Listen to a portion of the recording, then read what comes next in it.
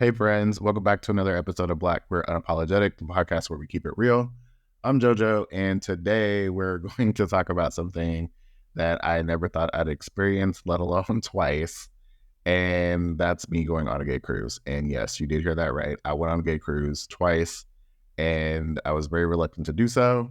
I'm going to explain how I got there, and yeah, just, buckle up for the story. Also, for the BIPOC folks out there who ever wondered, is a gay cruise for me? I got you. We're going to break it down. And yeah, let's get into it. Hey, black, queer, unapologetic. Black, queer, unapologetic. I know who I am, now you know what I'm about. I say the thoughts in my head out loud. Let's get into it, let's pick up the flow though. Brought to you by the one they call JoJo. Black, queer, unapologetic. Black, queer, unapologetic. Let's go.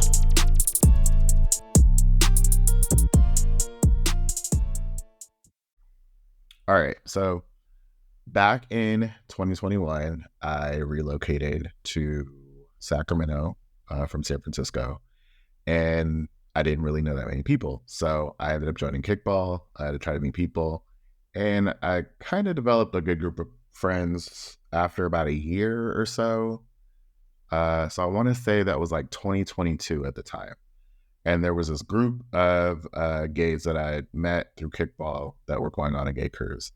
And I had become friends with them. And I'm just like, oh, okay, like I've heard of that. There's plenty of SF people who go on those cruises and, it is what it is.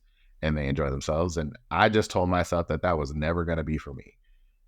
So I didn't go in 2022.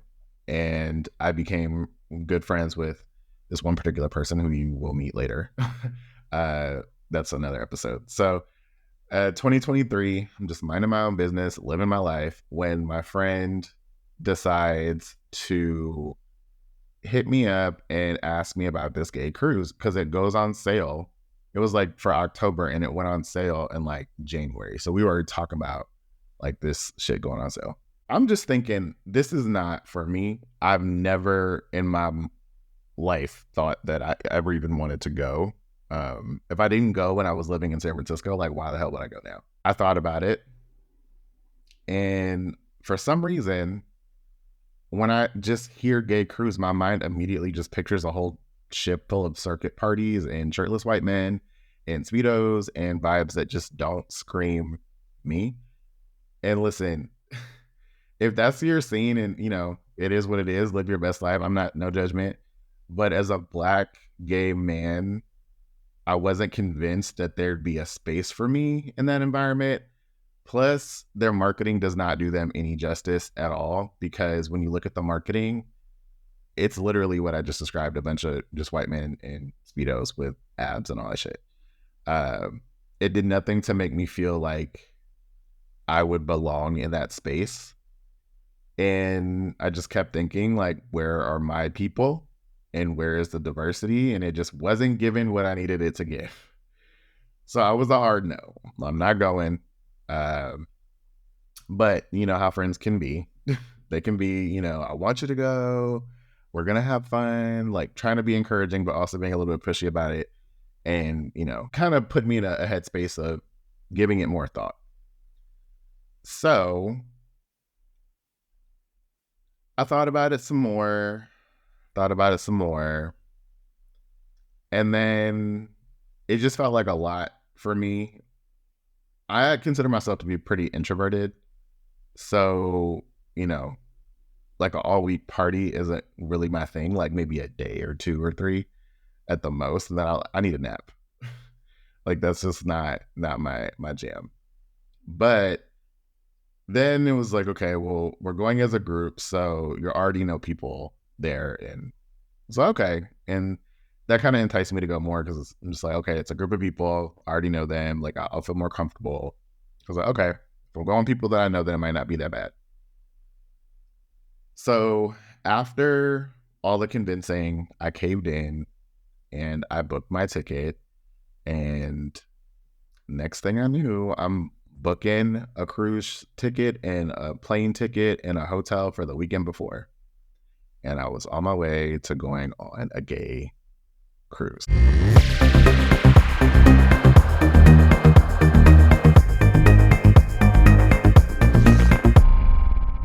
So obviously there's a lot of planning that goes into this kind of thing. So coordinating like, when are we leaving? When are we coming back? That kind of thing. I did say I was an introvert. However, when I get in party mode, that is a different side of me that comes out. So the plan ended up being, because the cruise was leaving from LA, to fly down to LA the weekend before, spend the weekend in LA, then get on the cruise ship, do that for a week, and then it overlapped with Palm Springs Pride. We basically were gone for 2 weeks. 2 weeks of partying. I took some extra days off so I could actually go home and rest. But anyway, just like a little bit of background. And because I knew nothing, there's all these theme parties and things like that. I'm like, what do I wear? What do I buy? That kind of thing. There's all this preparation for it because you're going to be gone for a while. So you got to make sure you pack right.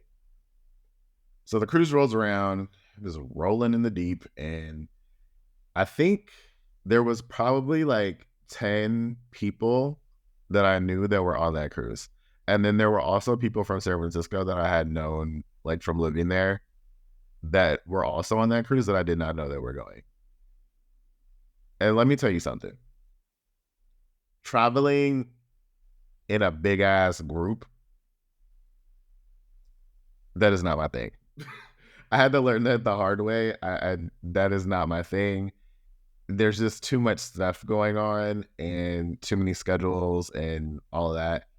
And I like my independence a lot. And I felt like I was in a situation where, I'm thrown into this new thing with this cruise and I don't really know what's going on. So then I'm also like attaching on to people to try to figure out, okay, like, what do I do? How do I handle this? How do I handle that? And there was just too many people. So then I was trying to figure out like how I was going to manage my time and my day. And I got a little bit too crazy. So trying to navigate through figuring out what it was like just to be on it, because I had never even been on a regular cruise before either, let alone a gay cruise. It was just a mess.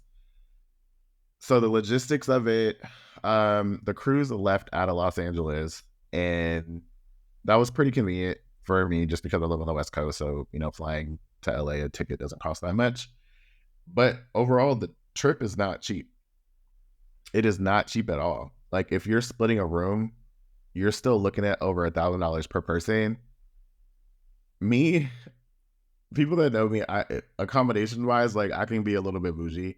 So I booked my own room with a balcony, and that's going to run you over $2,000. Granted, you book it like almost a year in advance, so you can pay it off over time if you need to, but that does not include like your flights or your pre-cruise like hotels or any excursions or any extra stuff that you want to do with your time.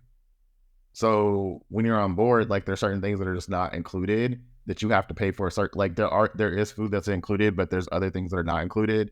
And if you're trying to take advantage of those things, like you can come out of pocket. So if you're thinking about going, just know like this is a commitment. And, it does cost a lot just to even get on the ship. And there's additional things that you would end up having to pay for. One thing that I completely missed out on the first time was the meetups that they have, which I did not. They don't advertise this shit, which I'm just like, you should, because that would have made the whole trip more attractive to me. But I didn't take advantage of those meetups that they have for different communities. So the cruise actually has specific gatherings for different groups of people, like a Bears meetup or a Veterans meetup or a BIPOC meetup, a Gaymers meetup, and even people that are like into kink and leather, there's meetups for those groups too. I was so caught up in the group aspect of it that I didn't get around to attending any of them. And looking back on it, it was just like a big missed opportunity for me because I wanted to not just go to the main stuff. Like I wanted to kind of explore and do other things too. And so I knew I had to change that. And I was like, oh, how do I fix this? The whole fucking week goes by and I didn't go to any of that shit. So then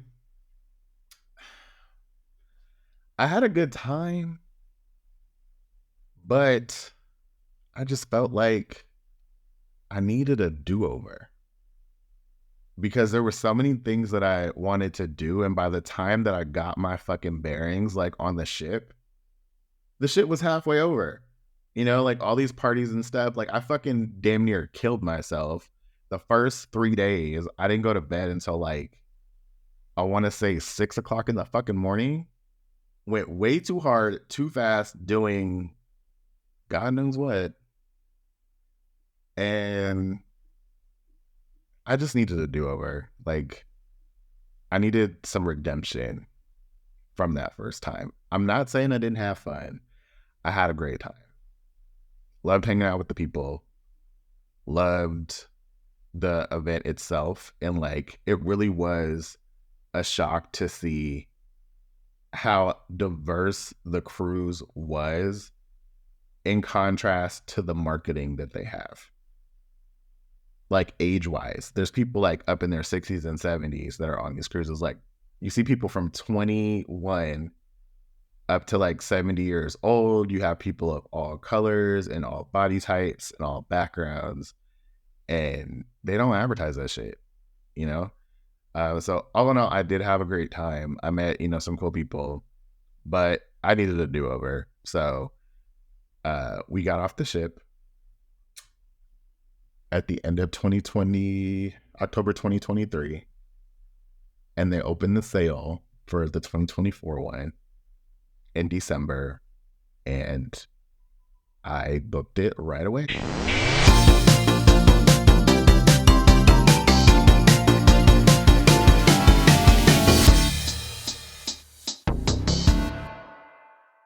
You're probably thinking, like, you just did this cruise. Like, why are you doing it again? Like I said, I needed a do-over. And because I didn't book the cruise to go to the destinations, and I don't think people should book cruises to go to destinations unless it's like one of those around the world cruises, because it's probably cheaper than flying around the world. We only spend like 6 hours in 3 locations. Like this cruise goes to Puerto Vallarta, Mazatlan, and Cabo, and the longest stop is Puerto Vallarta because it's like this gay town in Mexico. But if you really want to go to PV, you should probably just take a vacation and go to PV. I don't go on the cruise to go to PV. Like, to me, that doesn't make any sense. It's also not cost effective. You could probably spend less money going to PV by itself than going on the cruise. So anyway, I digress. So 2024, sign up again, and I definitely approached it differently. This time there was not a big ass group of people. I went with my really good close best friend in Sacramento.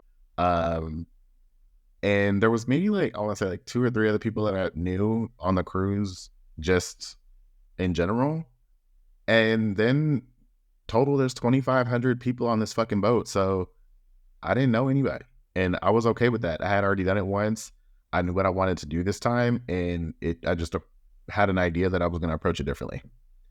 So the second time, the cruise didn't leave out of LA, it left out of San Diego. Different port, same energy, but I came in with a different mindset. I wasn't tied to a schedule. I wasn't dealing with any group politics or other people's plans. I just was coordinating with my friend, and I was free to just be and exist and have fun. And baby, did I have fun. I met some amazing people that I wouldn't have connected with if I had been stuck in a group the whole time. I danced. I laughed. I had some moments, some intimate moments. And most importantly, I felt like I belonged more so. And I know that I've seen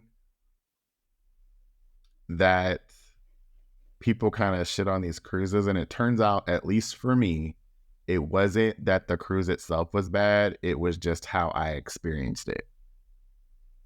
I hear and see people complaining about them sometimes, and everybody does have their own experience. And so I'm not knocking anybody's experience, but I think maybe just reevaluating how you're approaching it could change that experience, because there's so many people on the boat and there's so many activities to do. And so if you're focused on one thing all the time, then you probably won't have as much fun as you could if you kind of spread out and tried some other different things. So this specific time, I did make sure that I did hit those meetups that I mentioned earlier. I went to this BIPOC gathering, and let me tell you, instant community. I made some really cool friends just out of that one block of time. I think it was like, I want to say 2 hours long or something like that. But I am going to mention this because I feel like it's important. There was a group of gays that were at the BIPOC gathering, and they segregated themselves from all the Black people, which I also found very interesting. And then they stayed for about 15 minutes and then they got up and left, which, you know, that's fine. I would rather them leave than fuck up the energy, because after they left, everybody had a great time, you know? I don't really need to be around nobody that doesn't want to be around me, and I don't need to meet people who don't want to fuck with me. So, you know, these cruises can be hypersexual at times, but they don't have to be that. And I think that's some people's priority. And if that is, that's totally fine. Do your thing. But if you're going to be a bitch about it, you can take that shit somewhere else.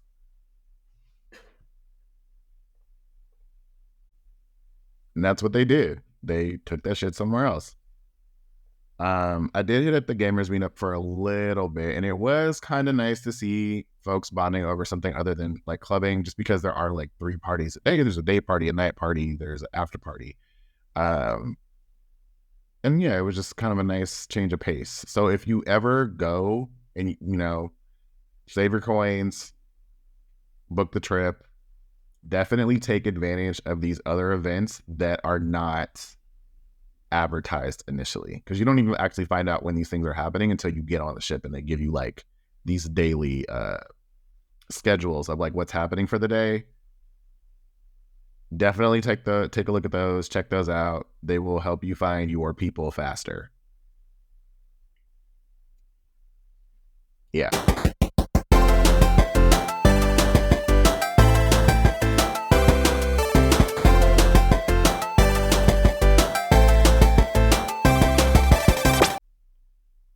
Okay. Now let's talk specifics, especially for my BIPOC folks who might be considering a gay cruise but feel hesitant to book one, because I wish someone had told me what to expect before I went in more detail. Also didn't ask the right questions too, so I don't know if anybody might have any questions out of this, but anyway, things to know. The crowd. It is white. There are a lot of white people, and I mean a lot of white people, but I feel like that's no different than a lot of other places. White people tend to be the majority in these spaces. So if you're looking for a Black or POC heavy experience, this might not be it. So I just want to say that up front. But that doesn't mean that we're not there. You just need to find your tribe. I met some amazing Black, Latinx, and Asian queer folks who were all feeling the same way I was. They either had been on 1 or 2 of them. Some of them had been on multiple, but they had recently started doing these BIPOC meetups. And so it's a way for us to find each other and connect, which I felt like was very nice. And once we found each other, it was on. It was great. So I don't know how that will evolve over time. But just something to take into account. Another thing, get your looks together. These themed parties, a lot of these people go all out for these parties. So, you know, whether you make it, whether you buy it or whatever, put some effort into the outfits. I mean, everybody wants to look cute. So, you know, nobody walking out there looking like a bum. There is a lot of underwear in these outfits. So, thongs, jock straps, all of that going on. So if you're a little squeamish seeing random people's ass cheeks, probably not a good idea for you to go. Music wise, expect a lot of house, EDM, and circuit music. If you're looking for heavy R&B, hip hop, Afro beats vibe, you might need to bring your own playlist for your cabin because that is not what you're going to get. So, what did I learn from all of this? First of all, never say never, because I went from saying I will never do this to let me book the next one. The second thing that I learned, sometimes marketing isn't going to show you the whole picture. Yes, the cruise was overwhelmingly white, and yes, it felt like it wasn't made with people like me in mind initially, but that doesn't mean I didn't carve out my own space within it. And lastly, if you're ever doing something new, especially a big trip, be mindful of who you're going with, who you're doing it with, how many people you're going with, because sometimes going solo or semi-solo is the way to go. Again, not to say that I didn't have fun the first time that I went, but I am more of a solo person, so it just was easier for me to do my own thing the second time around. Also, keep in mind that there are multiple companies that host these gay cruises. 2 companies do have like a big chunk of the market, but there are plenty of options to choose from. So just do your research and look at past guest reviews or social media and see which one might fit your vibe the best.